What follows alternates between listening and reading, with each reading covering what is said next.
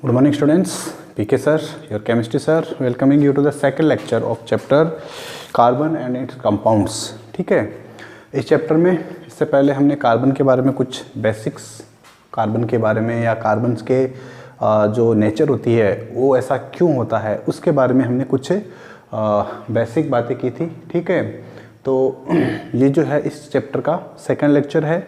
इससे पहले हम एक लेक्चर कंप्लीट कर चुके हैं, तो जो फर्स्ट लेक्चर है और उससे पहले के जो पुराने वीडियोस है उनको देखने के लिए आप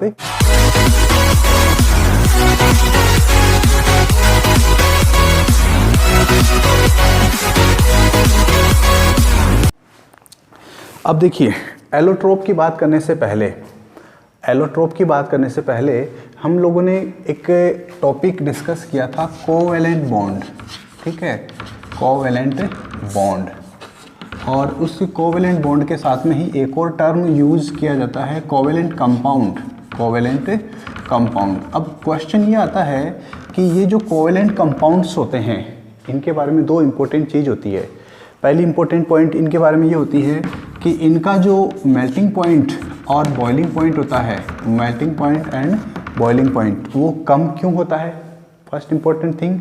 एंड सेकेंड इम्पोर्टेंट थिंग होता है कि ये जो होते हैं ये पुअर कंडक्टर ऑफ इलेक्ट्रिसिटी और हीट क्यों होते हैं, poor conductor of heat and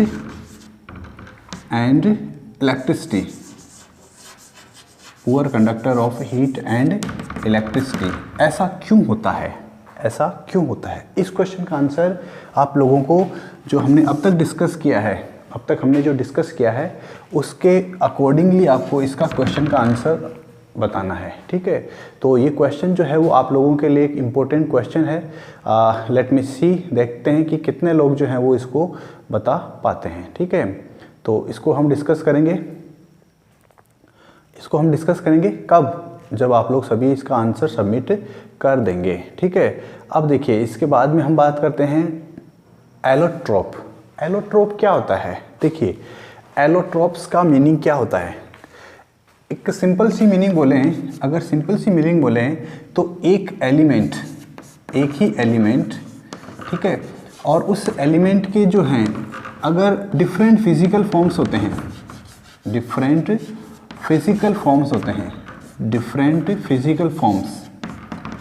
and ये जो फिजिकल फॉर्म्स होते हैं इनके अंदर क्या होता है कि इनका फिजिकल प्रॉपर्टीज होता है। मैं फिजिकल प्रॉपर्टीज को पीपी लिख रहा हूँ, पीपी वो तो क्या होते हैं, डिफरेंट होते हैं। फिजिकल प्रॉपर्टीज तो क्या होते हैं, डिफरेंट होते हैं, लेकिन केमिकल जो प्रॉपर्टीज होती है, सीपी का मतलब यहाँ पर क्या है, केमिकल प्रॉपर्टीज। तो इनकी जो केमिकल प्रॉपर्टीज होती है वो क्या होती है, सेम होती है या सिमिलर होती है। तो किसी एक एलिमेंट के ऐसे जो फॉर्म्स होते हैं उन फॉर्म्स को ही हम क्या बोलते हैं, एलोट्रोप बोलते हैं। क्या बोलते हैं इनको हम, एलोट्रोप। अब इम्पोर्टेंट पॉइंट ये है कि यहाँ पर फिजिकल फॉर्म का क्या मीनिंग है, फिजिकल प्रॉपर्टीज़ का क्या मीनिंग है, केमिकल प्रॉपर्टीज़ का क्या मीनिंग होता है। ठीक है, तो पहले हम बात कर लेते हैं एग्जाम्पल की बात करेंगे तो हमारे पास में एग्जाम्पल है कार्बन। ठीक है, कार्बन जो होता है, इस कार्बन के 3 एलोट्रोप होते हैं। There are 3 allotrope of this carbon. ठीक है, 3 एलोट्रोप्स। ठीक है, बात कर लेते हैं तीनों की अलग से। तो फर्स्ट नंबर जो है उसको हम बोलते हैं ग्रेफाइट। आप चाहो डायमंड भी पहले बोल सकते हो, आप चाहो तो डायमंड के बजाय ग्रेफाइट यूज़ कर लो, नो मैटर, बिकॉज आपको स्टडी सभी करना है। ठीक है, नेक्स्ट आता है आपका diamond, and the third one is fullerene. हो सकता है फुलरिन नाम आप लोगों ने नहीं सुना होगा इससे पहले। ठीक है, but it is also an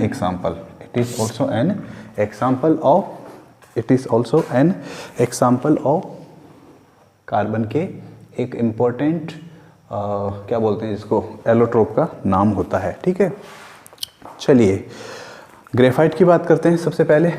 तो ग्रेफाइट जो होता है, डायमंड और फुलरिन, ग्रेफाइट की बात करें तो ये हार्ड नहीं होता है। ठीक है, ये क्या होता है, सॉफ्ट होता है, बट इतना भी सॉफ्ट नहीं होता है। और ये जो है ये हार्डेस्ट होता है, ग्रेफाइट जो है वो सॉफ्ट होता है, सॉफ्टर होता है, ये हार्डेस्ट होता है, और इसके बारे में हम बात करते हैं कि ये मीडियम होता है। मीडियम का मतलब क्या हो सकता है यहाँ पे, न तो ज़्यादा सॉफ्ट न ज़्यादा हार्ड, ठीक है। नेक्स्ट अगर हम ग्रेफाइट की बात करें, स्ट्रक्चर की बात करें, ठीक है, तो इसकी जो स्ट्रक्चर होती है, ग्रेफाइट की जो स्ट्रक्चर होती है, उस ग्रेफाइट के स्ट्रक्चर के अंदर क्या होता है, एक कार्बन जो होता है वो 3 अदर कार्बन एटम्स के साथ बॉन्ड बनाता है, 3 अदर कार्बन एटम्स के साथ में बॉन्ड बनाता है, 3 अदर कार्बन एटम्स के साथ बॉन्ड बनाता है। या यूँ बोल सकते हैं आप कि एक कार्बन एटम 3 और अदर जो कार्बन एटम होते हैं उनके साथ में क्या बनाता है, बॉन्ड बनाता है, ठीक है। यहाँ पर ये क्या करता है, इस केस में यहाँ पर होता है एक कार्बन जो है वो 4 कार्बन के साथ में बॉन्डिंग करता है, एक कार्बन यहाँ पर 4 कार्बन के साथ में बॉन्डिंग करता है, ठीक है। उसकी बात करें तो उसमें भी अपन यही बात करेंगे कि एक कार्बन जो है वो 4 कार्बन्स के साथ में बॉन्डिंग करता है, ठीक है। मैं आपको यहाँ पर सिंपली बस बता रहा हूँ एक्सप्लेनेशन, आप लोगों को जो लैंग्वेज है वो अपने हिसाब से अकॉर्डिंग टू योर चॉइस लिखना है, ठीक है। चलिए कार्बन ग्रेफाइट की बात करें तो जो ग्रेफाइट होता है, इस ग्रेफाइट के अंदर जो स्ट्रक्चर बनती है उसको हम बोलते हैं हेक्सागोनल स्ट्रक्चर, हेक्सागोनल स्ट्रक्चर। आपसे डायरेक्ट क्वेश्चन पूछा जा सकता है कि एक टेबल बनाइए और उस टेबल के अंदर जो है आपको डिफरेंस पूछ सकता है आपसे, क्या पूछ सकता है, डिफरेंस पूछ सकता है। तो यहाँ पर आपको याद रखना है कि ग्रेफाइट जो होता है वो हेक्सागोनल स्ट्रक्चर बनाता है, और ये जो आपका डायमंड होता है, ये डायमंड जो होता है ये 3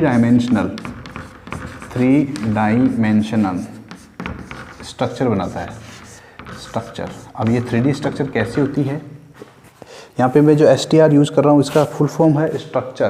क्या है इसका फुल फॉर्म, स्ट्रक्चर। ये भी आपको याद रखना है कि स्ट्रक्चर यहाँ पर STR फुल फॉर्म क्या है, उसका क्या मीनिंग है, ठीक है। और इसकी जो स्ट्रक्चर होती है वो कैसी होती है, डोम के जैसी होती है, डोम शेप्ड।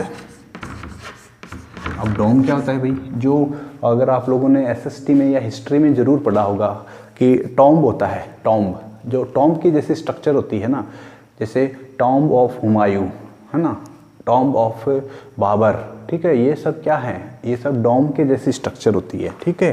तो और अगर इनको और भी अगर आप देखना चाहो तो जो हमारी जो टेम्पल्स होते हैं, उन टेम्पल्स के अंदर जो हमारा जो मेन जिस नाम पे वो टेम्पल बनाया हुआ है, जैसे लॉर्ड विष्णु या लॉर्ड शिवा, ओके, तो उनका जो मेन जगह होता है जहाँ पे उनका स्टेचू होता है, उसके ऊपर जो स्ट्रक्चर होती है बाहर की तरफ एकदम राउंड शेप में, दैट इज़ कॉल्ड टॉम, ठीक है, डोम, ठीक है।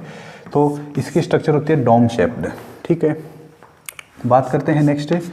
तो अगर इसकी बात करें हम ग्रेफाइट की, तो ग्रेफाइट जो होता है वो गुड कंडक्टर ऑफ इलेक्ट्रिसिटी होता है, गुड कंडक्टर ऑफ इलेक्ट्रिसिटी होता है। अब आपसे ये पूछा जा सकता है कि ऐसा क्यों होता है, गुड कंडक्टर ऑफ इलेक्ट्रिसिटी ऐसा क्यों होता है, तो ये भी आपको याद रखना है कि ये इसलिए होता है क्योंकि इसके अंदर देखिए यहाँ पर 3 अदर कार्बन जो होते हैं, एक कार्बन जो होता है वो 4 बॉन्ड बनाता है, एक कार्बन 4 बॉन्ड बनाता है। यहाँ पर मैंने बताया कि एक कार्बन 3 कार्बन के साथ में तो बॉन्ड बना लेता है, 3 तो बना लिए बॉन्ड, लेकिन एक तो अभी फ्री है ना, ये जो एक फ्री होता है ना, यहीं पर वो क्या करता है, कार्बन का जो एक इलेक्ट्रॉन है ना, वो एक इलेक्ट्रॉन जो होता है वो घूमता रहता है, मूवमेंट करता रहता है, ठीक है। और उस मूवमेंट की वजह से ही क्या होता है, यहाँ पर जो आपका क्या नाम है इसका, ग्रेफाइट जो होता है ये इलेक्ट्रिसिटी का अच्छा कंडक्टर होता है। और इसकी बात करें, डायमंड की बात करें तो डायमंड क्या होता है, डायमंड तो इंसुलेटर होता है, या आप सिंपली बोल सकते हो पुअर कंडक्टर। पुअर के बजाय आप इंसुलेटर यूज़ करोगे तो दैट इज़ बेटर। इंसुलेटर यानी कि इलेक्ट्रिसिटी का फ्लो नहीं करता है, और ये ओके ये भी ऐसा ही होता है, this is also an example of insulator, ठीक है, ये भी एक इंसुलेटर का ही एग्जाम्पल है, ठीक है। तो ये हमने डिफरेंस देख ली इनमें, किनमें, कार्बन के 3 एलोट्रोप होते हैं, इन तीनों एलोट्रोप्स में क्या क्या डिफरेंस होता है। अब ये तो हो गए इनके डिफरेंस, ये तो हो गए इनके यूज़। Sorry difference. अब एक इम्पोर्टेंट क्वेश्चन ये भी बता देते हैं कि इनका यूज़ क्या क्या होता है, ठीक है, इनका यूज़ क्या क्या होता है। तो ग्रेफाइट की अगर हम बात करें, ग्रेफाइट के अगर यूसेस की हम बात करें, तो जो ग्रेफाइट होता है इसका जो यूज़ होता है वो सबसे अच्छा यूज़ है ग्रेफाइट का यूज़ पेंसिल बनाने में। पेंसिल जो आप लोगों ने, जिसको हम बोलते हैं लेड पेंसिल, एक्चुअली वहाँ पर लेड जैसी कोई स्ट्रक्चर नहीं होती है, बस उसको नाम दे दिया गया है लेड पेंसिल, ठीक है। तो पेंसिल के यूज़ होता है इसका, और इसका यूज होता है वो लुब्रिकेंट की फॉर्म में भी होता है। लुब्रिकेंट, लुब्रिकेंट कौन सा? Solid lubricant. अब ये लुब्रिकेंट क्या होता है भाई? आप लोगों ने एक वर्ड सुना होगा फिजिक्स में, फ्रिक्शन, ठीक है। फ्रिक्शन क्या होता है? फ्रिक्शन को हिंदी में बोलते हैं घर्षण, या इसको अगर हम दूसरा वर्ड में या दूसरे तरीके से अगर हम एक्सप्लेन करते हैं तो देखिए, जैसे मेरे पास ये पाम है और ये दूसरा पाम है, ठीक है। अगर मैं इस एक पाम को इस दूसरी पाम के अगेंस्ट मूवमेंट कराता हूँ और कब जब ये दोनों सरफेस आपस में टच हो, तो जब मैं ऐसा मूवमेंट कराता हूँ तो हमें इसको मूव करने में क्या हो रहा है कि हमें थोड़ा सा एफर्ट लगाना पड़ रहा है इसको मूव कराने के लिए। क्यों? क्योंकि यहाँ इन दोनों सरफेसेस के बीच में एक फोर्स होता है। जब आप इधर मूव करते हो तो वो आपको अपोजिट डायरेक्शन में मूव करवाता है, यानी अपोज करता है आपकी मूवमेंट का या आपकी मोशन का जो है वो अपोज करता है, ठीक है। That force is called friction, ठीक है। अब फ्रिक्शन जो है वो हमारे लिए पॉजिटिवली भी यूज़ किया जाता है, मीन्स उसका एडवांटेज भी है हमारे लिए, और हमारे लिए उसका डिसएडवांटेज भी है। हमारे लिए एडवांटेज ये है कि because of friction only we are able to walk on the earth. अगर हम अर्थ के ऊपर आज हम चल रहे हैं तो देखिए, जब हम चलते हैं तो हमारा जो पैर होता है उसको हम क्या करते हैं, जो अर्थ होती है, अर्थ की जो सरफेस है उसको पीछे की तरफ पुश करते हैं, तो उससे क्या होता है, हमें एक पुश मिलता है और उससे हम आगे की मूव करते हैं। लेकिन आप सोच के देखिए, आप एक बार ऐसा करके देखिए, नहीं करके मत देखना वरना हो सकता है आपका कुछ टूट जाएगा, कोई दांत या कोई हाथ, है ना। सिंपली क्या करना, आपको एक ऐसा सरफेस सोचिए जिसके ऊपर ऑयल गिरा हुआ है, ऑयल, ठीक है। या ऐसे मान लीजिए कि एक मार्बल का सरफेस है, मार्बल जिसको हम बोलते हैं संगमरमर, ठीक है, उसका सरफेस है, यानी उसका एक फ्लोर है, ठीक है। और उस फ्लोर पे फिर आप पानी डाल देते हैं, या फिर जब हम उस पर मोबिंग करते हैं, पोछा लगाते हैं, तो उस समय फिर वो गीला हो जाता है। लेकिन अगर उस समय पर आप चलने की कोशिश करोगे तो अक्सर आपने देखा होगा कि लोग गिर जाते हैं, ठीक है। तो चलिए, ये तो एग्जाम्पल हो गया। एक और बहुत ही अच्छा एग्जाम्पल, केले का छिलका, जो बनाना होता है, उसका जो स्किन होता है, जो वेस्ट होता है, जिसको हम लोग खाने के बाद में फेंक देते हैं, ठीक है। तो उस बनाना का जो छिलका होता है उसके ऊपर क्या होता है, कभी अगर गलती से हमारा पैर गिर लग जाता है तो फिर हमारी जो स्पीड है वो अच्छी खासी बढ़ जाती है, और एक चांस होता है कि हम गिर भी जाते हैं कई बार, ठीक है। So that is the friction, ठीक है। ये तो हो गया इसका एडवांटेज कि हमें अर्थ पर इसको चलने में हेल्प करता है फ्रिक्शन। लेकिन इसका डिसएडवांटेज कहाँ होता है? देखिए, बहुत सारी ऐसी मशीन्स होती है जिनके अंदर उनके कुछ पार्ट्स होते हैं जो हमेशा मूव करते रहते हैं एक दूसरे के साथ में टच में रखे, ठीक है। तो उससे क्या होगा, जब ये पार्ट्स आपस में मूव करते रहते हैं तो उस कंडीशन में क्या होता है कि इनमें फ्रिक्शन होता है, और फ्रिक्शन जब ज़्यादा होता है किसी पर्टिकुलर कंपोनेंट का, तो उस कंडीशन में क्या होता है कि वो जो पार्ट होता है वो धीरे धीरे हीट करता है, ठीक है। हीट कैसे करता है आप चेक करके देख सकते हैं। ये आपकी 2 पाम है, इनको आप अच्छे से इतनी देर के लिए थोड़ा सा रब कीजिए। एक ऐसा फीलिंग आएगा जब आपको लगेगा कि आपकी जो पाम्स है वो क्या हो जाएगी, गर्म हो जाएगी, हीट हो जाती है। तो ये सब किसकी वजह से हुआ? फ्रिक्शन की वजह से। तो जो मशीन्स के जो पार्ट्स होते हैं उनमें भी ऐसा ही होता है, और उनमें भी हीट जनरेट होती है। अब हीट जनरेट होगी तो उसका धीरे धीरे जो लाइफ है वो कम हो जाएगा, करेक्ट। और इसके अलावा अगर हीट जनरेट होती है, इसके अलावा अगर वहाँ फ्रिक्शन है तो वो जो मशीन का जो पार्ट है उससे क्या होगा, उस मशीन की जो एफिशिएंसी होती है, उसकी जो काम करने की कि वो कितना आउटपुट दे सकती है, कितना अच्छा आउटपुट दे सकती है, वो डाउन हो जाता है। तो उसको मिनिमाइज़ करने के लिए सॉलिड फॉर्म में, देखिए, फ्रिक्शन को मिनिमाइज करने के लिए जिन सब्सटेंसेस को यूज़ किया जा सकता है दे आर कॉल्ड ल्यूब्रिकेंट्स, ठीक है। ल्यूब्रिकेंट्स सॉलिड भी हो सकता है और लिक्विड भी हो सकता है, गैसियस भी हो सकता है। तो लिक्विड जो होते हैं, लिक्विड लुब्रिकेंट, उनका तो आपको सभी को पता है, जैसे जो अपने गाड़ियाँ वगैरह होती है, साइकिल वगैरह होती है, उनका जो घूमने वाला पार्ट होता है चक्का, उसमें ग्रीस लगाते हैं हम लोग। क्यों लगाते हैं? फ्रिक्शन को कम करने के लिए, ठीक है।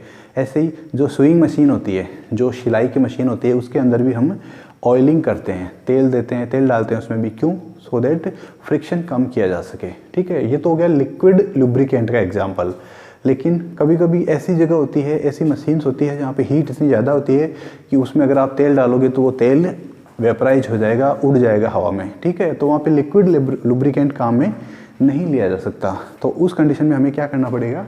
हमें वहाँ पे फिर ऐसा लुब्रिकेंट यूज करना पड़ेगा जो ईजिली इवोपरेट ना हो, ईजिली वेपराइज ना हो। तो इसके लिए हमारे पास सबसे अच्छा एग्जाम्पल है ग्रेफाइट का, क्योंकि ग्रेफाइट जो है इसका मेल्टिंग पॉइंट बहुत ज़्यादा होता है।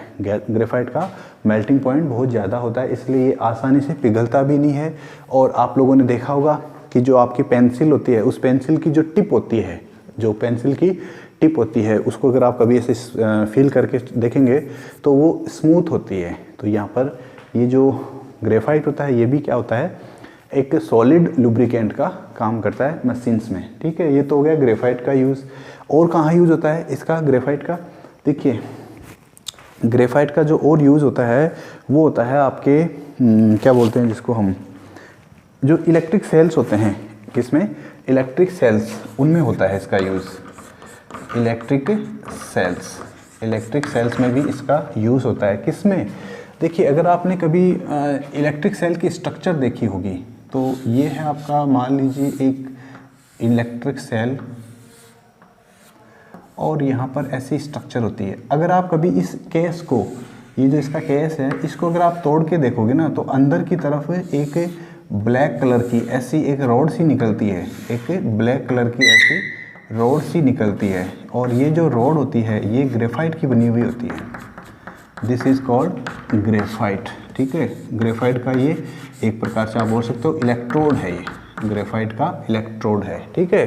तो ये ग्रेफाइट का इलेक्ट्रोड जो होता है वो इलेक्ट्रिकल सेल्स में होता है। डायमंड का यूज़ क्या होता है?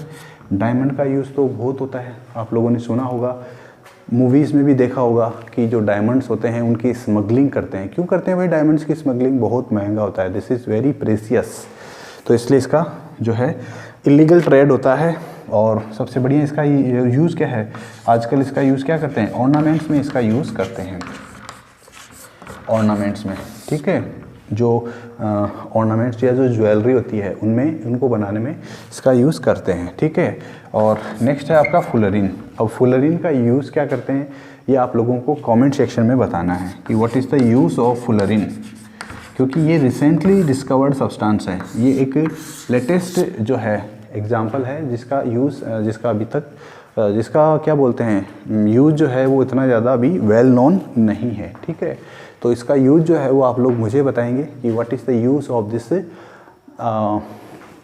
फुलरिन, ठीक है। तो इसके बारे में आपको बताना है कमेंट सेक्शन में, कमेंट सेक्शन में इसके बारे में बताना है, ठीक है। तो ये थी कहानी एलोट्रोप की, ठीक है। अब अगर आपसे मान लीजिए पूछा जाए कि जैसे आप लोगों ने सुना होगा नकली डायमंड, डुप्लीकेट डायमंड कैसे बनाए जाते हैं, ठीक है। एक तो होता है ओरिजिनल डायमंड, जो होता है असली डायमंड जिसको हम बोलते हैं एक्चुअल, ठीक है। वो तो क्या है, नेचुरल होता है, उसको तो नेचर में बनाया जाता है, वो तो नेचर के द्वारा बनता है, ठीक है। अब इसको कैसे बनता है ये सब आप लोग अपने फिजिक्स सर से भी पूछ सकते हैं, मैं भी बता सकता हूँ, ठीक है। और दूसरा तरीका होता है डुप्लीकेट डायमंड बनाने का, जिसको हम बोलते हैं नकली हीरा। अब उसको कैसे बनाते हैं? तो उसके लिए क्या करते हैं, जो प्योर कार्बन होता है, देखिए सिंपल सी बात है, जो प्योर कार्बन होता है उसको हाई प्रेशर और हाई टेम्परेचर के ऊपर रखते हैं, means high temperature and high pressure, and in that way that diamond is converted, sorry that carbon is converted into diamond. ये बात अलग है कि जो डायमंड बनेगा उसका जो साइज होगा वो बहुत छोटा होगा, ठीक है। चलिए आप लोगों के लिए एक क्वेश्चन है, एक इम्पोर्टेंट क्वेश्चन है कि दुनिया में कौन सा कंट्री है, which of the country, which country is famous, which country is famous for diamonds production. ऐसा कौन सा कंट्री है दुनिया का जहाँ पर सबसे ज़्यादा डायमंड बनता है या जहाँ पे डायमंड निकाला जाता है, और उस कंट्री की जो डायमंड इंडस्ट्री है वो बहुत ज़्यादा रिच है, बहुत सारी मूवीज़ हॉलीवुड की उसके ऊपर बनी है, ठीक है, उस कंट्री की बात कर रहे हैं। तो कमेंट सेक्शन में या चैट सेक्शन में बताइए आप लोग कि उस कंट्री का नाम क्या है, ठीक है। नेक्स्ट हम बात करते हैं फुलरिन की, थोड़ा सा फुलरिन के बारे में भी बात कर लेते हैं कि भाई ये फुलरिन क्या है, कैसा होता है। तो देखिए फुलरिन जो होता है उसको पहली बात फुलरिन नाम क्यों दिया गया, तो एक आर्किटेक्ट थे। आर्किटेक्ट क्या होता है भाई, ARCHI आर्किटेक्ट, ARCHITECT आर्किटेक्ट था, एक अमेरिकन USA अमेरिका का एक आर्किटेक्ट था, नाम था बकमिस्टर फुलर। बकमिस्टर फुलर, और उस बकमिस्टर फुलर ने ही इसकी स्ट्रक्चर की स्टडी की थी, या इसकी नहीं, बकमिस्टर फुलर जो था ये क्या था, एक आर्किटेक्ट था, और उसी ने पहली बार डोम का जो है फॉर्मेशन किया था। डोम क्या होता है, फुटबॉल के जैसे स्ट्रक्चर एक प्रकार से आप बोल सकते हैं। तो जब इसकी स्ट्रक्चर डिस्कस की गई थी, जब इसके बारे में पता चला फुलरिन के बारे में, तो इसकी जो स्ट्रक्चर है वो और उस बकमिस्टर फुलर के जो बनाए हुए डोम थे उनकी जो स्ट्रक्चर है वो काफ़ी सिमिलर थी, इसलिए इसको नाम क्या रख दिया गया, इसको फुलरिन नाम दिया गया, ठीक है। अब एक फुलरिन का जो मॉलिक्यूल होता है उसमें कितने कार्बन एटम्स हो सकते हैं, तो जनरली जो सबसे कॉमन होता है उसके अंदर होते हैं कार्बन 60, जिसको हम बोलते हैं C60, यानी ये कार्बन का वो एलोट्रोप है जिसमें 60 atoms of carbon are bonded with each other, ठीक है। तो ये आपको याद रखना है, ये कहानी थी एलोट्रोप की। छोटा सा टॉपिक है लेकिन एग्जाम में क्वेश्चन पूछा जाता है, ठीक है। तो मुझे जहाँ तक लगता है मैंने ऑलमोस्ट एलोट्रोप से regarding all the points I have discussed, ठीक है। अब देखिए इसके बाद में जो है नेक्स्ट हमारा टॉपिक आता है कार्बन की कुछ स्पेशल प्रॉपर्टीज़ की बात, ठीक है। 2 प्रॉपर्टी है जिनके बारे में हमें पढ़ना है, ऑल्दो आप लोग उनके बारे में पढ़ चुके हैं और अच्छे से जानते भी हैं।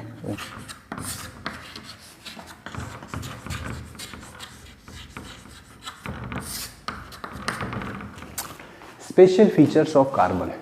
कार्बन चैप्टर का नाम ही कार्बन है तो हम सारी बातें कार्बन की ही करेंगे, ठीक है। कार्बन की अगर हम स्पेशल फीचर्स की बात करें कि कार्बन में ऐसा क्या है, कार्बन में ऐसा क्या है जिसकी वजह से इतने सारे मिलियंस ऑफ कंपाउंड्स कार्बन के हमें देखने को मिलते हैं, ठीक है। ऐसा इस कार्बन में क्या है, ठीक है। तो देखिए जब कार्बन की हम बात करते हैं तो कार्बन के बारे में हमें पता है, हमें कार्बन के बारे में क्या क्या पता है। कार्बन का एटॉमिक नंबर 6 होता है, यस। कार्बन का आउटर मोस्ट जो इलेक्ट्रॉन होता है जिसको हम बोलते हैं आउटर मोस्ट शेल या वैलेंस शेल, उसमें 4 इलेक्ट्रॉन होता है, ओके। कार्बन जो होता है वो आयनिक बॉन्ड नहीं बनाता है, जनरली बना भी सकता है लेकिन जनरली इसको बनाना पसंद नहीं है। तो दूसरी बात, कार्बन क्या करता है, कार्बन कोवेलेंट बॉन्ड बनाता है। कार्बन क्या करता है, कोवेलेंट बॉन्ड बनाता है। तो ये बात तो हम जानते हैं पहले से ही, कार्बन जो है वो क्या करता है, कोवेलेंट बॉन्ड का फॉर्मेशन करता है, ठीक है। ये बात तो हम जानते हैं, ठीक है। अब इसके अलावा कार्बन के अंदर देखिए एक स्पेशल प्रॉपर्टी ये है कि ये जो कार्बन होता है ये दूसरे कार्बन के साथ में मिलकर, कैटिनेशन जिसको हम बोलते हैं, एक प्रॉपर्टी है उसकी कार्बन की, उसको हम बोलते हैं कैटिनेशन। क्या होता है इसका मीनिंग, कार्बन जो होता है वो दूसरे कार्बन एटम के साथ या किसी और अदर एलिमेंट के एटम के साथ मिलकर लंबी चेन बना सकता है, लंबी चेन बना सकता है, ठीक है।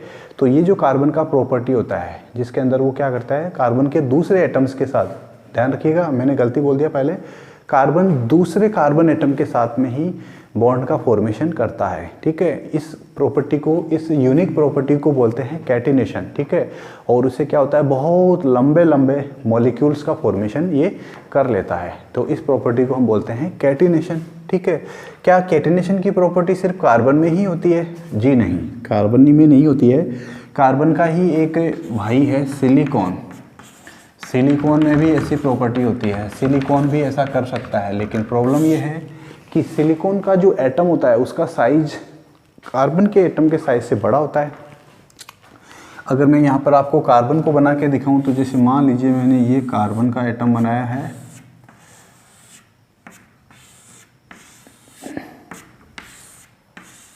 अगर साइज़ थोड़ा सा छोटा बड़ा हो जाए तो समझ लीजिए, कोशिश कीजिए, ट्राई टू अंडरस्टैंड कि भाई मैं कार्बन का इक्वल साइज ही बना रहा हूँ, ठीक है।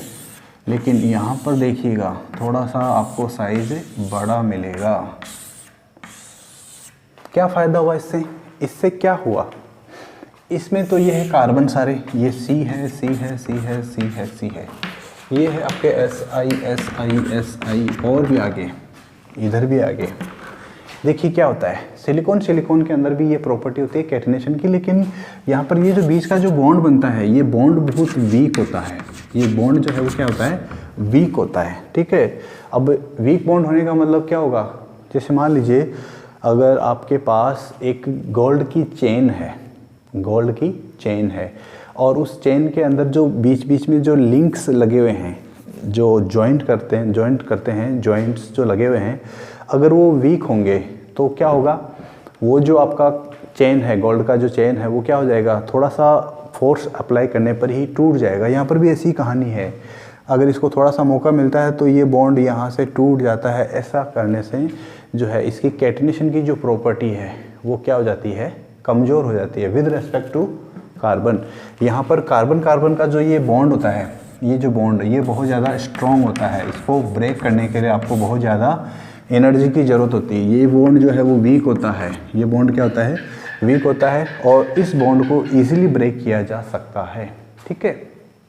अब ये तो हो गई कैटिनेशन की बात, अब जब कैटिनेशन की हम बात करते हैं तो जो कार्बन है वो दूसरे कार्बन के साथ में बॉन्ड बनाता है, यहाँ पर दूसरे कार्बन के साथ में बॉन्ड बनाता है। ध्यान रखिएगा, रियल में ऐसा कुछ नहीं होता है। नेचर में हम लोगों ने तो ये तरीका लगाया है कि हमने एक डैश की हेल्प से, एक हाइफन की हेल्प से कार्बन को बॉन्डिंग करके दिखाते हैं। बट रियल में ऐसा होता है? क्या रियल में कार्बन के बीच में ऐसा कोई बॉन्ड, एक लाइन जैसी स्ट्रक्चर होती है? नहीं, ऐसा कुछ नहीं होता है, ठीक है। ये सिर्फ अंडरस्टैंडिंग को बेटर करने के लिए ही किया गया है। ये जो बॉन्डिंग होती है ये दो टाइप की हो सकती है, ठीक है। कैसी हो सकती है? एक तो होती है सिंगल बॉन्डिंग का मतलब क्या होता है? जिसमें कार्बन के बीच में सिंगल बॉन्ड होता है। और एक हो सकता है मल्टीपल बॉन्डिंग, जिसके अंदर क्या होता है? जिसके अंदर एक से ज़्यादा बॉन्ड का फॉर्मेशन होता है कार्बन के बीच में। सिंगल बॉन्डिंग का मतलब क्या होता है? कार्बन और दूसरा कार्बन, इनके बीच में ये सिंगल बॉन्ड है, एक ही हाइफन है, एक बॉन्ड है। मल्टीपल बॉन्ड जो है वो दो टाइप का होता है फिर आगे और, ठीक है।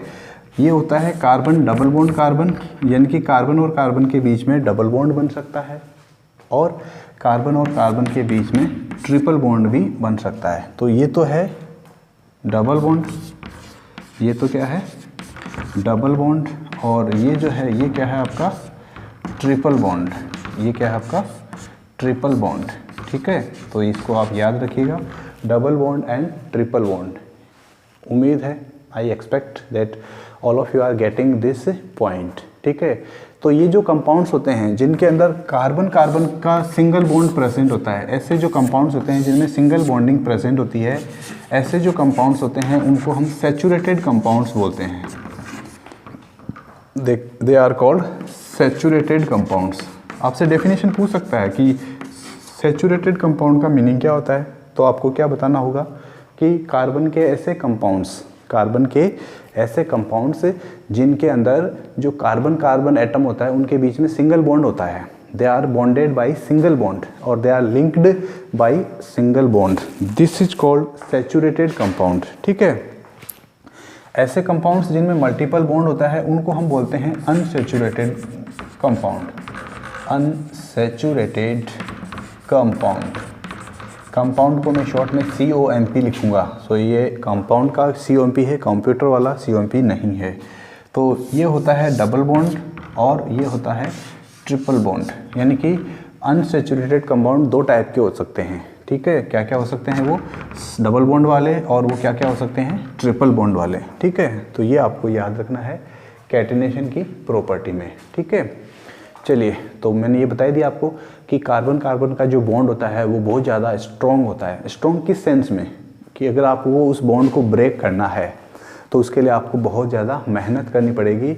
You have to supply a very good amount of energy, ठीक है। हीट की हेल्प से आप भी बहुत ज़्यादा करने पर ऐसा कर पाएंगे। इसीलिए आपने देखा कि जो ग्रेफाइट है, जो डायमंड है, डायमंड का जो टेम्परेचर होता है boiling melting point, diamond solid form में होता है, अगर आप चाहते हो उसको पिघलाना तो उसके लिए ऑलमोस्ट आपको 3000 डिग्री तक उसको हीट करना पड़ेगा।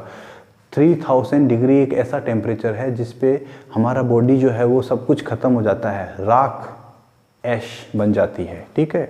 तो उतने डिग्री टेम्परेचर पर भी आपका डायमंड जो है वो क्या होता है, सिर्फ मेल्ट करता है, ठीक है। तो ध्यान रखिए ये ऐसा क्यों होता है, क्योंकि यहाँ पर जो ये बनने वाला बॉन्ड है, ये बॉन्ड कार्बन कार्बन के बीच का जो बॉन्ड है जिसको हम बोल रहे हैं कोवेलेंट बॉन्ड, ये इसकी वजह से ऐसा होता है। Getting this point. चलिए एक और इम्पोर्टेंट पॉइंट, नेक्स्ट पॉइंट जो है वो है, पहला पॉइंट तो हो गया कैटिनेशन, दूसरा जो पॉइंट है वो है टेट्रावेलेंसी। टेट्रा का मतलब मैंने लास्ट क्लास में भी बताया था कि जहाँ पर भी टेट्रा वर्ड आता है उस टेट्रा का मतलब होता है 4। कार्बन के साथ में भी ऐसी ही कहानी है।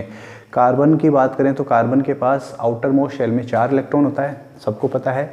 और ये जो 4 इलेक्ट्रॉन होता है, ये 4 इलेक्ट्रॉन को आउटर मोस्ट में 8 इलेक्ट्रॉन करने के लिए 4 और इलेक्ट्रॉन चाहिए, लेकिन 4 इलेक्ट्रॉन न तो कोई इसको देता है और न ये कार्बन 4 इलेक्ट्रॉन किसी को देता है, ठीक है। तो फिर ये क्या करता है कि कार्बन के ही या फिर दूसरे एलिमेंट्स के जो एटम्स होते हैं उनके साथ में बॉन्डिंग कर लेता है, उनके साथ में शेयरिंग ऑफ इलेक्ट्रॉन कर लेता है, ठीक है।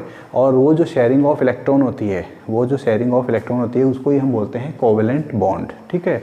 तो कार्बन जो है वो 4 एटम्स के साथ मैक्सिमम 4 एटम्स के साथ बॉन्ड बना सकता है, ठीक है।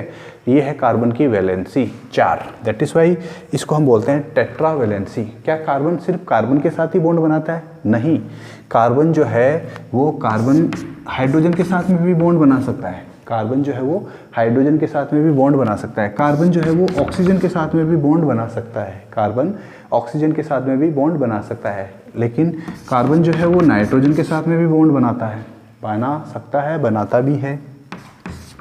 कार्बन सल्फर के साथ में भी बॉन्ड बना सकता है, कार्बन क्लोरीन के साथ में भी बॉन्ड बना लेता है, ठीक है। कार्बन क्लोरीन के साथ बॉन्ड बना सकता है और भी बहुत सारे ऐसे एटम्स हैं जिनके साथ में ये कार्बन ऐसा काम कर लेता है, ठीक है।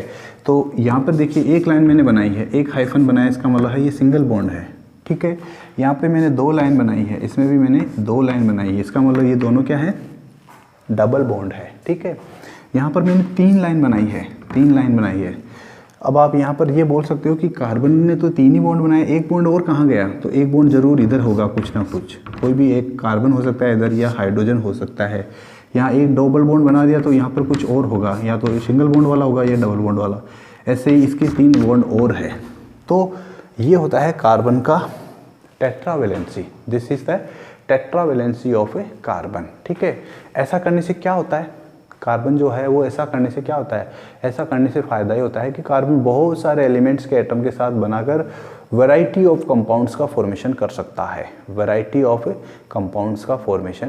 सकता है, अब एक क्वेश्चन फिर से ये आता है कि ये जो कार्बन के जो कंपाउंड्स होते हैं वो इतने ज़्यादा स्टेबल क्यों होते हैं, why they are highly stable, why they are exceptionally stable. तो एक इसका जो रीज़न है वो स्ट्रॉन्ग बॉन्ड जो बनाता है, उसका जो कारण ये है कि आपको हमेशा याद रखना है कार्बन का जो साइज है वो स्मॉल होता है, स्मॉल साइज, छोटा सा साइज होता है कार्बन का जो छोटा सा साइज है उसकी वजह से ऐसा होता है कि कार्बन के जो बॉन्ड्स होते हैं, कोवेलेंट बॉन्ड्स होते हैं, वो हाईली स्टेबल होते हैं, दे आर हाईली स्टेबल, ठीक है। और बाकी के जो दूसरे एटम्स होते हैं उनके बॉन्ड जो बनाए हुए होते हैं वो क्या होते हैं, वो अनस्टेबल होते हैं या कंपैरेटिवली अनस्टेबल होते हैं, ठीक है। तो ये बात आपको याद रखनी है, ठीक है। अब देखिए इसके बाद में एक और इम्पोर्टेंट पॉइंट आता है आपका, जिसको हम बोलते हैं, अब एक नया चैप्टर, एक नया टॉपिक स्टार्ट करने वाले हैं हम, ठीक है। तो जो नया टॉपिक है उसको बहुत ही अच्छे से आपको कंसंट्रेशन के साथ में लर्न करना है, ठीक है। Okay, so the next topic is organic compounds.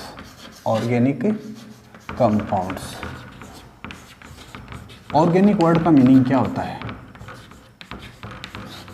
Organic word जहाँ पर भी आता है उसका मतलब होता है कार्बन से बने हुए कंपाउंड्स, ठीक है।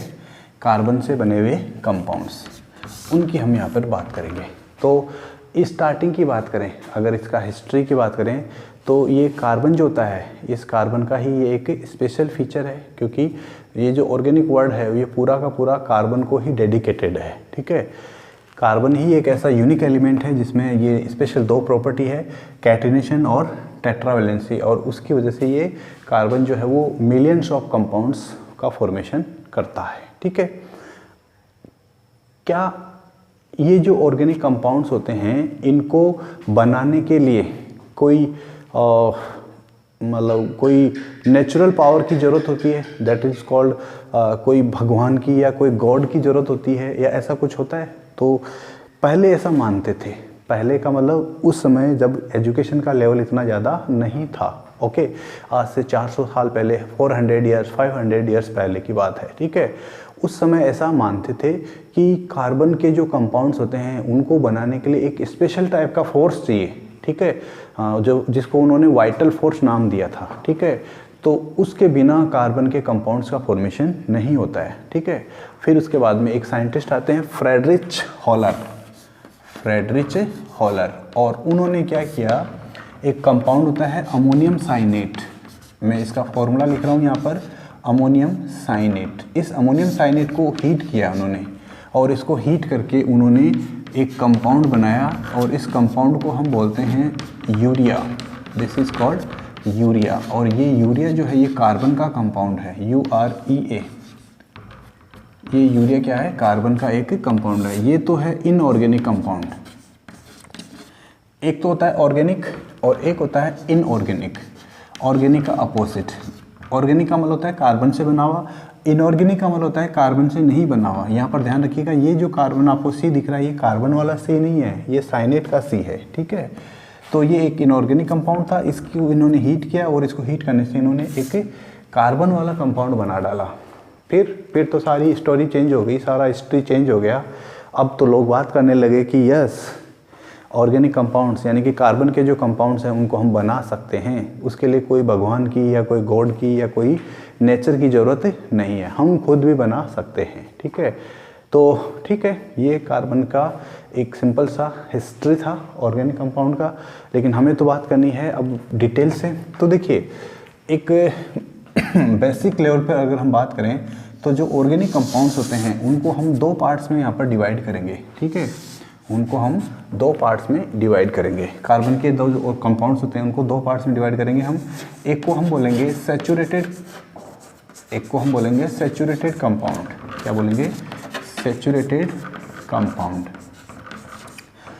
और जो दूसरा है उसको हम बोलेंगे unsaturated compound. Unsaturated compound, unsaturated compound. ठीक है, अब अनसैचुरेटेड कंपाउंड का मीनिंग क्या होता है? सैचुरेटेड कंपाउंड का मीनिंग होता है कार्बन सिंगल कार्बन, यानी कि कार्बन कार्बन में सिंगल बॉन्ड होता है। इनमें कार्बन कार्बन में क्या होता है? सिंगल बॉन्ड होता है, यानी कि ऐसे कंपाउंड्स से जिनमें कार्बन कार्बन के बीच में सिंगल बॉन्ड होता है, they are called saturated compound. Unsaturated के लिए क्या बोलेंगे भाई हम? अनसैचुरेटेड के लिए बोलेंगे हम कि इनके साथ में कार्बन कार्बन में मल्टीपल बॉन्ड होता है। कैसा बॉन्ड होता है? Multiple bond. अब ये जो मल्टीपल बॉन्ड वाले जो कंपाउंड्स हैं इनको हम फिर से आगे दो पार्ट्स में और डिवाइड करते हैं। इनके भी आगे फर्दर सब पार्ट्स हैं। ठीक है, ये तो हो गया सिंगल बॉन्ड वाला। और इसको अगर हम बात करें तो अगर कार्बन कार्बन के बीच में डबल बॉन्ड प्रेजेंट है, डबल बॉन्ड प्रेजेंट है, डबल बॉन्ड का मतलब C डबल बॉन्ड C, इस टाइप का, एक तो ये पोजीशन बन सकती है और एक पोजीशन, एक कंडीशन बन सकती है आपकी ट्रिपल बॉन्ड की, कि कार्बन कार्बन के बीच में ट्रिपल बॉन्ड भी हो सकता है। ठीक है, ऐसे कंपाउंड्स जिनके अंदर कार्बन कार्बन में सिंगल बॉन्ड होता है इनको हम एल्केन बोलते हैं। इनको हम क्या बोलते हैं? एल्केन्स। ठीक है, जिनमें सिंगल बॉन्ड होता है। ध्यान रखिएगा, only single bond, double bond नहीं होना चाहिए।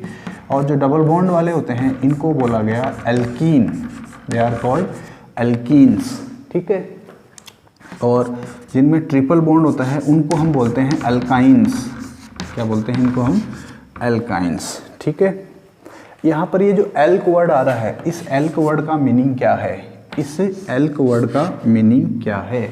सभी में एल्क वर्ड आ रहा है, तो इस एल्क वर्ड का मीनिंग क्या होता है? एल्क वर्ड का मीनिंग होता है नंबर ऑफ कार्बन। एल्क का मीनिंग क्या होता है? नंबर ऑफ कार्बन, कि कितने कार्बन है, that is called here elk. बाद में अभी हम इसकी बात करेंगे। एल्केन्स जो होते हैं इनका एक जनरल फॉर्मूला होता है, एक जनरल फॉर्मूला। एल्केन्स का जनरल फॉर्मूला जो होता है वो क्या होता है? CnH2n+2, ये होता है इनका एक जनरल फॉर्मूला। ऐसे ही एल्किन्स का भी होता है एक जनरल फॉर्मूला CnH2n, ये एल्किन्स का जनरल फॉर्मूला है। इन द सेम वे जो है हमारे एल्काइंस जो होते हैं इनका भी होता है एक general formula, that is CnH2n-2, ये होता है एल्काइंस का जनरल फॉर्मूला। ठीक है, तो ये तो आप लोगों को याद ही है, यहाँ तक तो आपको किसी को कोई डाउट नहीं होना चाहिए। ठीक है, याद हो जाएगा धीरे धीरे। अब देखिए यहाँ पर ये n क्या है? n का मतलब क्या है? यहाँ पर number of carbon, number of carbon, सभी में n का मतलब क्या है? यहाँ पर नंबर ऑफ कार्बन। ठीक है, अब हमें कुछ इनके एग्जाम्पल्स देखने पड़ेंगे, इनके भी कुछ एग्जाम्पल्स की बात करेंगे, इनके भी कुछ एग्जाम्पल्स की बात करेंगे। ठीक है, लेकिन एग्जाम्पल्स से पहले हमें क्या करना है? एक छोटा सा हमें टेबल बनाना है, एक छोटा सा हमें टेबल बनाना है, और वो टेबल हमें याद करना है। वो टेबल हमारे लिए इम्पोर्टेंट है, तो इम्पोर्टेंट टेबल है तो इसलिए उसको हम याद करेंगे। देखिए यहाँ पर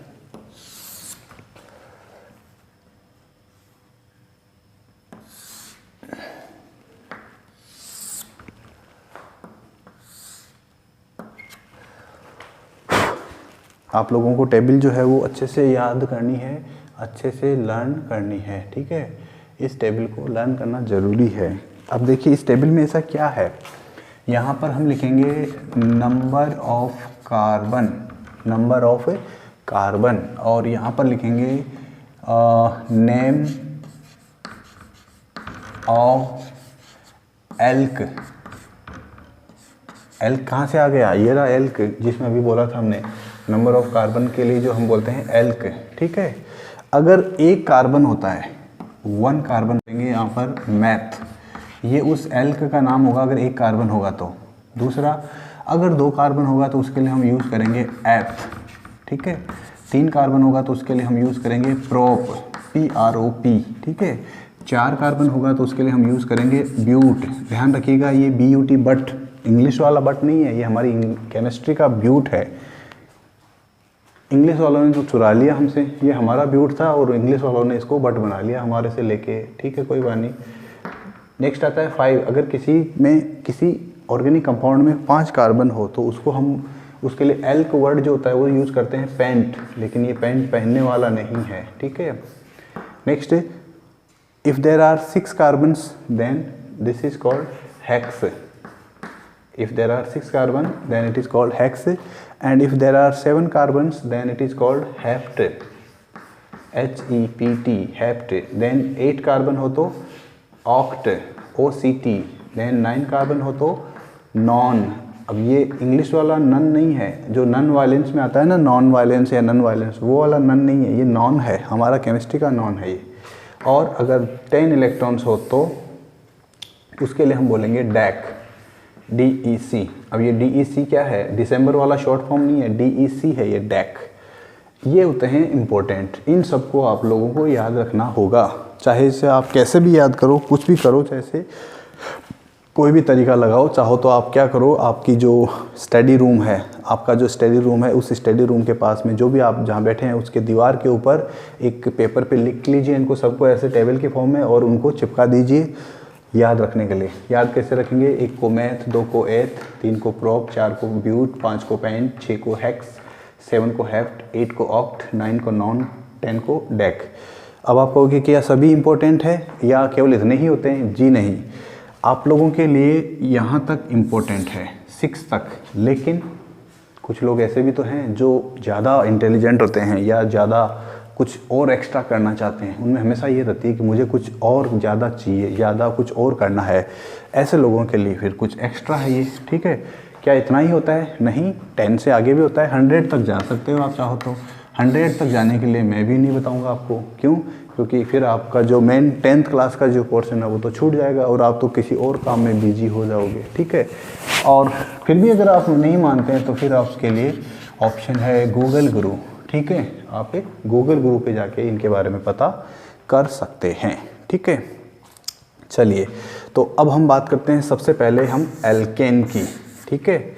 एल्केन, एल्कीन, एल्काइंस की हम बात करते हैं, ठीक है। तो देखिए कैसे बात करेंगे।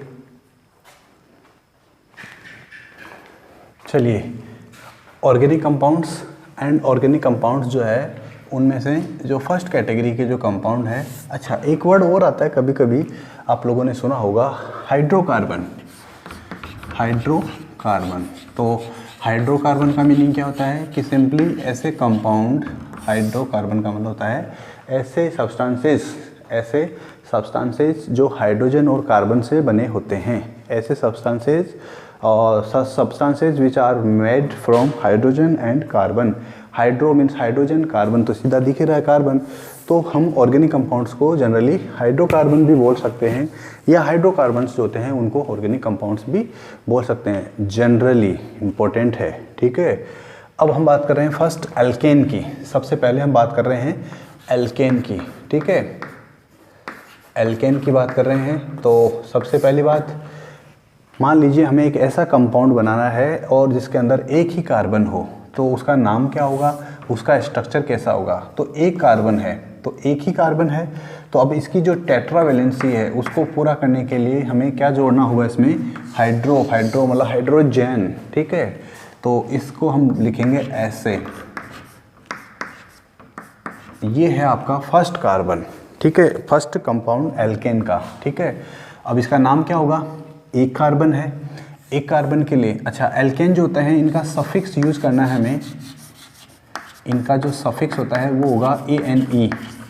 एल्केन का जो सफिक्स होगा उसका नाम क्या होगा, ANE, ठीक है। इसका नाम एक कार्बन है, एक कार्बन के लिए अभी हमने देखा था एक टेबल के अंदर एक कार्बन जब होता है तब आपको उसके लिए वर्ड यूज़ करना है मैथ, METH, मैथ, ठीक है। और इसके लास्ट में आपको ये ऐड कर देना है मैथ प्लस N, तो ये क्या बन गया आपका, मीथेन या मेथेन, यानी कि एक ऐसा कंपाउंड जिसके अंदर एक ही कार्बन है, और एक ही कार्बन है तो उसमें बॉन्ड की तो हम बात ही नहीं करेंगे, वही कार्बन सिंगल बॉन्ड बना रहा है, डबल बॉन्ड बना रहा है, करेक्ट। दूसरा देखिए, ये तो हो गया फर्स्ट मेंबर। सेकंड मेंबर की हम बात करते हैं। सेकंड मेंबर में दो कार्बन होंगे, इसको ऐसा भी लिखा जाता है CH4, ये इसको शॉर्ट फॉर्म में ऐसे लिखते हैं। कार्बन जो है जब चार बॉन्ड है उनको हम चार हाइड्रोजन को साथ में एक साथ कंडेंस फॉर्म बोलते हैं, इसको ऐसा भी लिखते हैं, इसको मेथेन बनता है इसका नाम, तो इसका नाम हो गया मीथेन। अगर कार्बन कार्बन दो बॉन्ड हो, यानी कि कार्बन कार्बन दो एटम हो, तो इसका फॉर्मूला क्या होता है, जो एल्केन्स होते हैं इनका जनरल फार्मूला क्या होता है, CnH2n+2, ये होता है इनका जनरल फार्मूला। अगर इसमें n की वैल्यू 2 पुट कर देते हैं, n की वैल्यू 2 पुट कर देते हैं, यहाँ पर तो क्या था, n की वैल्यू 1 थी, जब आप इसमें n की वैल्यू 1 पुट करते हैं तो देखिए क्या बना था, ये n की वैल्यू 1, यहाँ पे इसमें n 1 पुट किया, फिर यहाँ पर लिखा आपने h, फिर इस 2 को 1 से मल्टीप्लाई किया, 2 × 2 दैट इज़ 2 + 2 4, यानी कि हाइड्रोजन कितना आ गया 4।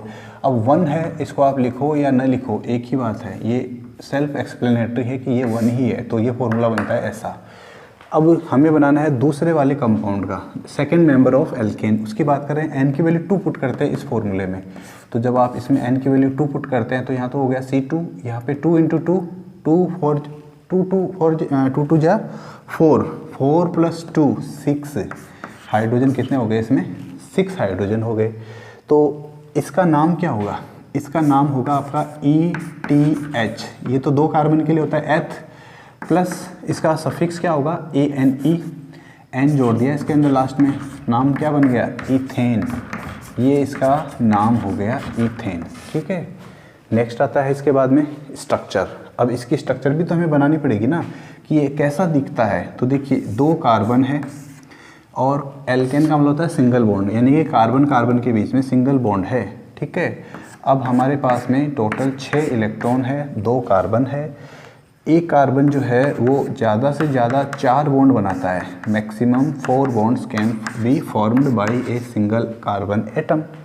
यहाँ पर देखिए स्ट्रक्चर, इस कार्बन की बात करें, 1 बॉन्ड, 2 बॉन्ड, 3 बॉन्ड, 4 बॉन्ड। ये डबल बॉन्ड नहीं है भाई, सिंगल बॉन्ड ही है। इस कार्बन ने 4 बॉन्ड बना लिए, काम ख़त्म। इस कार्बन की बात करते हैं, इसके पास भी 4 बॉन्ड है, काम ख़त्म। ठीक है, ये स्ट्रक्चर होती है ईथेन की। नेक्स्ट थर्ड मेंबर जो है उसकी बात करें तो हम n की वैल्यू 3 पुट करते हैं। n की वैल्यू 3 पुट करते हैं, तो n की वैल्यू इस फॉर्मूले में 3 पुट करके देखिए क्या आता है, C3H8 ये आता है। इसकी भी स्ट्रक्चर आपको पता होनी चाहिए कि भाई इसकी स्ट्रक्चर क्या होगी। पहली बात इसका नाम क्या होगा, तो 3 कार्बन के लिए हम यूज़ करते हैं प्रोप, PROP। आप टेबल में देख के बता सकते हैं प्रोप। और सफिक्स का मतलब जो लास्ट में ऐड होगा, तो लास्ट में ऐड होता है तो उसको हम लास्ट में जोड़ देते हैं n। बन गया आपका प्रोपेन। नाम क्या हो गया इसका, प्रोपेन। ठीक है, याद रह जाएगा। स्ट्रक्चर इंपॉर्टेंट है।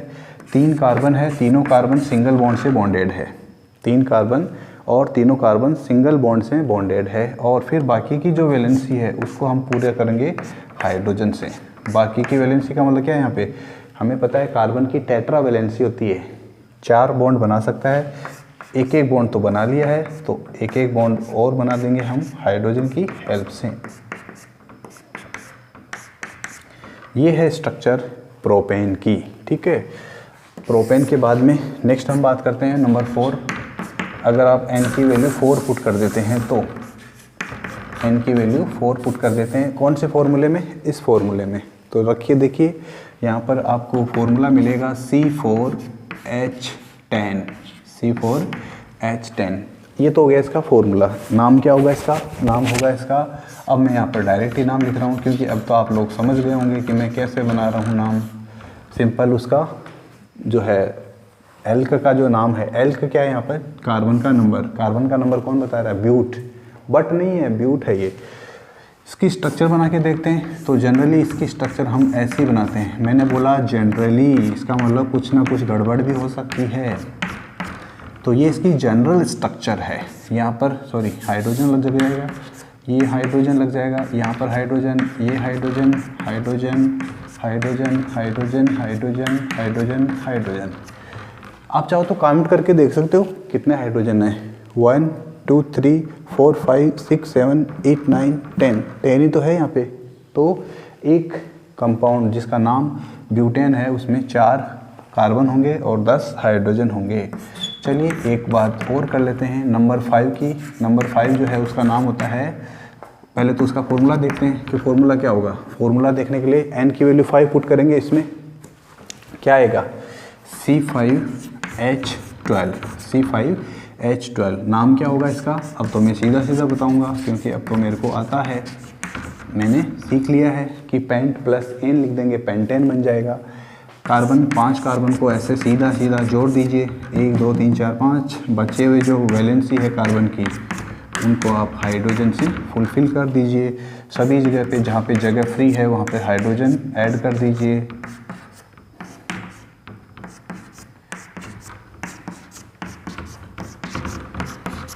ये हो गया आपका पेंटेन। ठीक है, एक और देख लेते हैं जल्दी से लास्ट, जिसको हम बोलते हैं n की वैल्यू 6 पुट करते हैं। तो क्या होता है, n की वैल्यू 6 पुट करेंगे तो सबसे पहले इसका फॉर्मूला क्या बनेगा, 6 यानी कि कार्बन का 6 और हाइड्रोजन का कितना हो जाएगा 14।